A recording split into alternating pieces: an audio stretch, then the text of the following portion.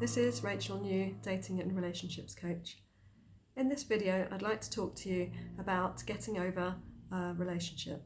Perhaps you've recently had a relationship come to an end and it's feeling very painful.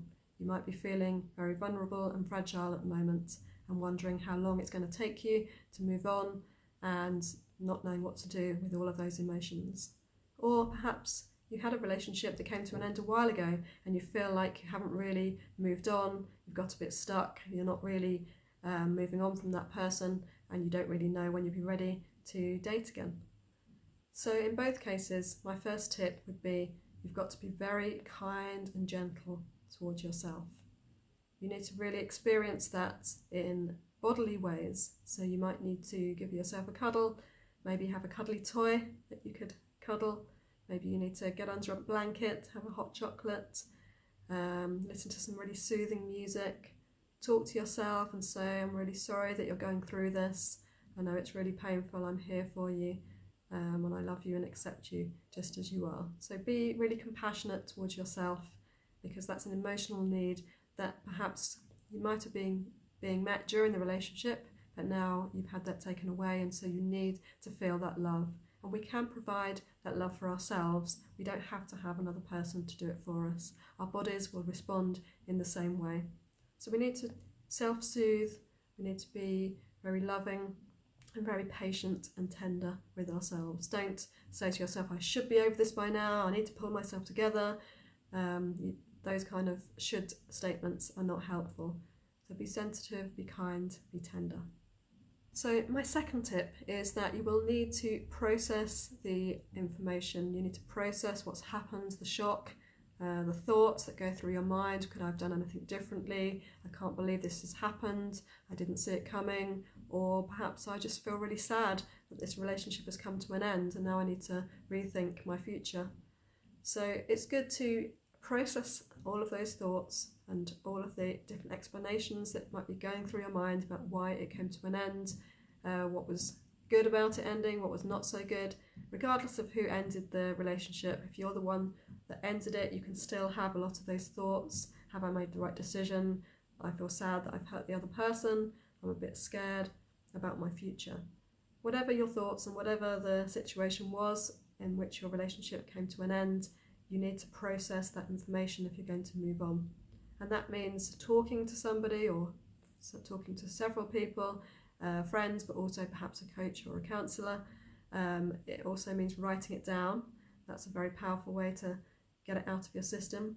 You might want to do some drawing or write some music or play some music or do some dancing or write a poem, some creative ways to process that information and also to process the emotions. So you might be feeling sad, you might be feeling scared, there might be grief, anger, disbelief, all sorts of different emotions could be going through your mind, and you'll be reliving some of the positive experiences and memories from the relationship as well.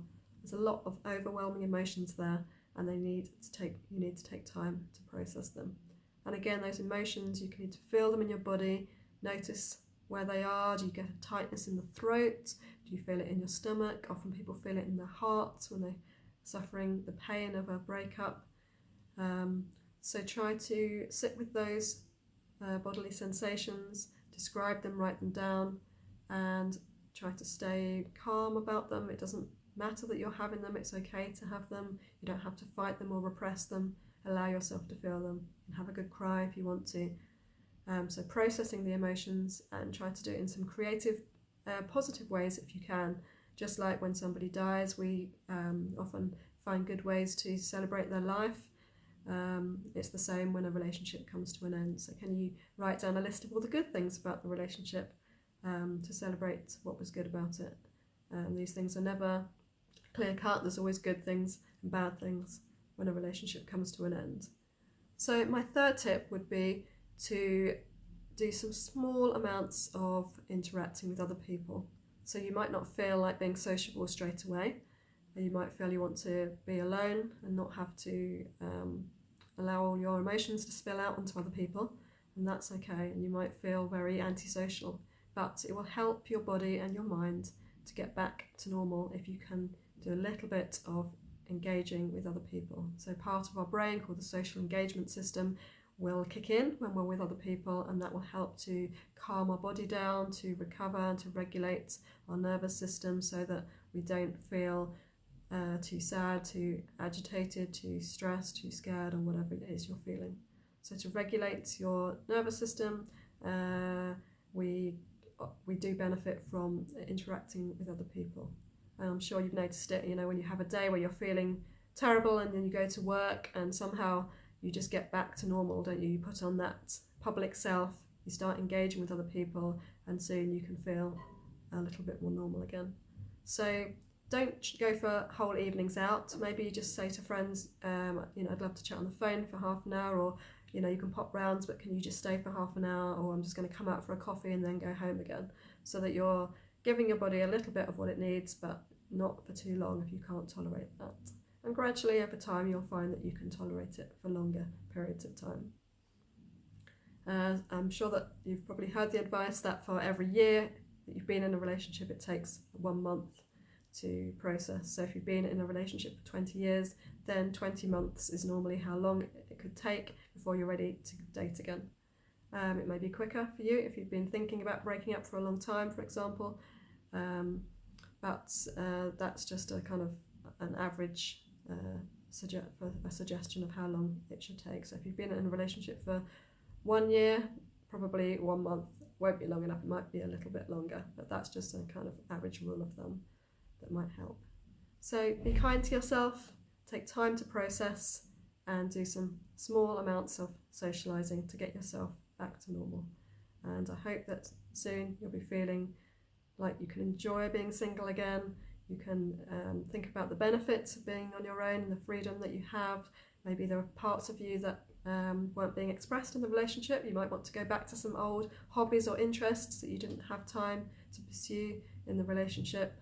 And you can enjoy eating your meals when you want, going out when you want, and not being accountable to anyone else. So there are lots of positives, and it's good to think about how you can enjoy this period of time in your life when you feel ready. So I hope that helps you to feel like you can look after yourself, and you've got the resources to process the information and be kind and care for yourself.